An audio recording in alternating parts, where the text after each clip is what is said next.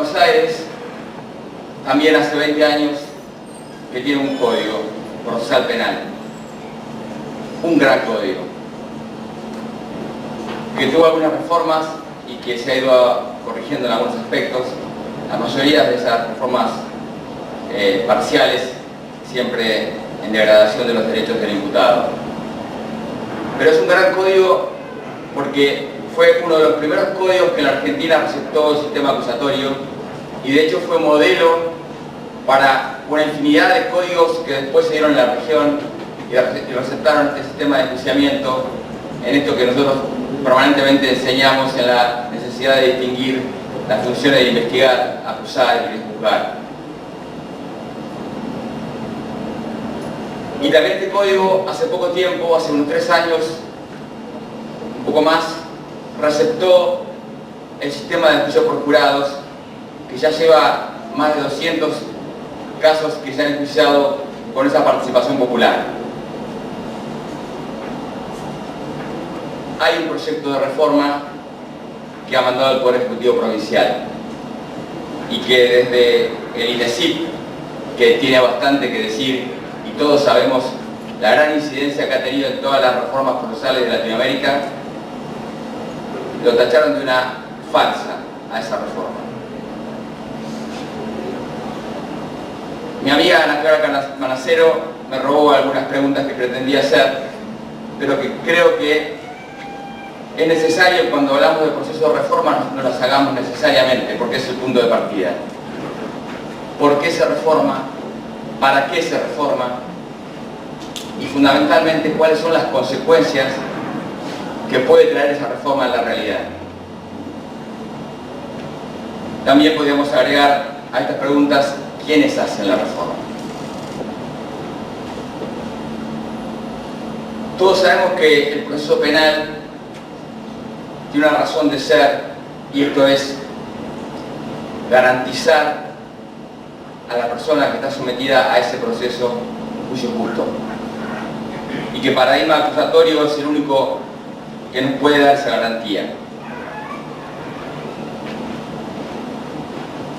En la provincia de Buenos Aires se envía el proyecto de reforma y lo primero que se dice en el artículo 1 suprime una serie de garantías que tiene el código actual y dice el artículo 1 que establece que el nuevo código es reglamentario de la Constitución Nacional, tratados internacionales y Constitución Provincial. La verdad que es fantástico en esa expresión, pero es una verdad de perogrullo. Todos sabemos, y eso aprendemos y enseñamos, que los códigos procesales no pueden ser otra cosa que la expresa reglamentación de las garantías constitucionales. Lo lamentable es que después de esa declaración de principios, el proyecto de reforma se encarga de desconocer la misma.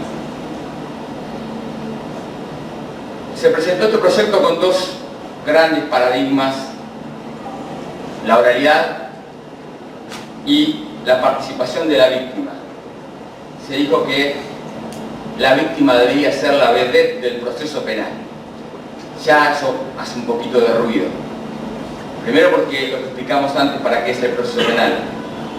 Fundamentalmente porque ya la tecnología vedette, y menos en estos tiempos, aparece inapropiada para poner a la víctima en un lugar que no debe tener en el proceso penal más allá de los derechos que necesariamente se le tienen que conferir. De la oralidad no voy a hablar demasiado porque ya se habló aquí.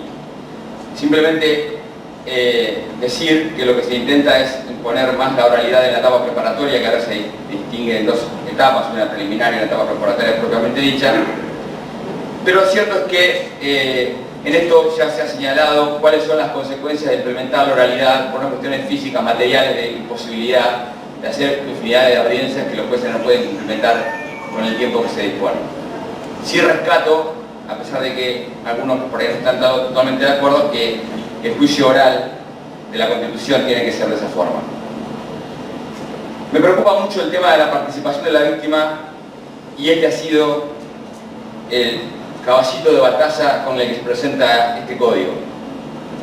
Todos sabemos que a la víctima se le confiscó el proceso penal y que fue excluida del proceso penal mucho tiempo por diversas razones, entre otras para evitar la espiral de venganza que implicaba que el particular hiciera justicia por mano propia.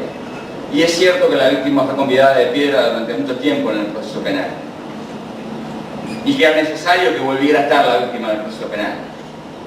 Pero con los derechos que actualmente tiene garantizados, por lo menos en el ámbito de la provincia de Buenos Aires, es suficiente su participación.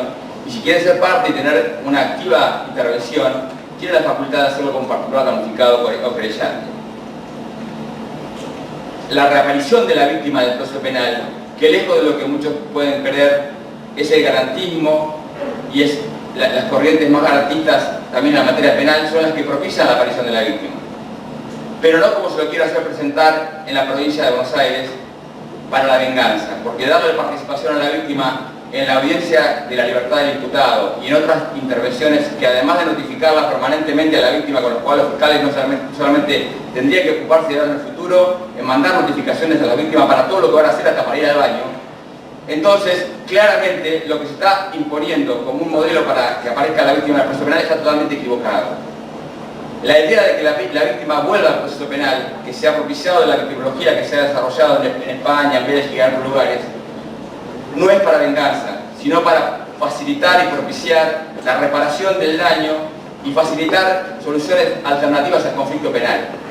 Esto es para comprimir el sistema penal, no para que el sistema penal se enríe más todavía con una participación que se le pretende otorgar actualmente. La víctima tiene derecho a la tutela judicial efectiva, la Corte lo dijo ya en un fallo Otto Wall, y eso nadie lo puede negar. Pero no para otras instancias como la que actualmente propicia la provincia de Buenos Aires. Podría abundar un poco más sobre qué otras participaciones se dan a la víctima, pero el tiempo es breve. Y dos cosas más quiero referir para que se den cuenta de que los reformadores no están entendiendo nada para qué es el proceso penal. En primer lugar, la prisión preventiva. Se dice que para las causas graves se va a dictar siempre, o sea, no hay chance. No se discute, eso de conocer el paso a Nápoles de la Corte, de cabo a rabo. Y para culminar con lo que evidentemente el legislador no entiende, o evidentemente pretende que el proceso es otra cosa, en el juicio por jurados, además de que se cambian las mayorías, ahora ya se exige mayoría absoluta, unanimidad para la condena en causa perpetua, ahora se cambian las mayorías, pero lo más grave es que se autoriza en la reforma a la ley de jurado que el juez técnico y que el jurado pregunte a los testigos. ¿Alguien ha visto semejante disparate? Que el juez técnico y que el jurado pregunte a los testigos. Esto es claramente un desconocimiento de lo que implica el sistema acusatorio y claramente es un desconocimiento del juicio previo de la Constitución. La declaración de principios del primer artículo es conocida literalmente con estas 3 o 4 grafías que acabo de señalar. Y paralelamente, en esto de las reformas, simplemente me quiero hacer una breve mención a lo que ocurre en el ámbito nacional. Nuestro país tiene todas las provincias con sistemas acusatorios de enjuiciamiento. En el ámbito nacional seguimos teniendo un código inquisitivo en el que el juez investiga, en el que el juez llama a indagatoria y que todos celebramos alegremente que todos los días en los medios de comunicación haya jueces que están investigando y jueces que llamen a declarar a los imputados en declaración indagatoria, con lo que implica ese término. Volviendo a la reforma de la provincia de Buenos Aires, creo que hay que volverse a hacer las preguntas que hicimos al principio. ¿Por qué, para qué y cuáles son las consecuencias? No reformar por reformar. Si tenemos un sistema acusatorio que puede tener que hacerse algunos ajustes, hagámosle esos ajustes, pero no desconozcamos el gran avance que ha significado en la provincia de Buenos Aires y en todo nuestro país, que ya están consagrados sistemas de enjuiciamiento acusatorio y que han sido un gran avance. Espero que la reforma no salga, porque hoy tenemos problemas más importantes y precisamente por eso esa reforma en la provincia de Buenos Aires probablemente no salga. Pero sí tenemos que seguir dando el debate en estos lugares. Es nuestro deber señalar aquellas críticas que son necesarias a los procedimientos de reforma que implican el desconocimiento de nuestra Constitución. Muchas gracias.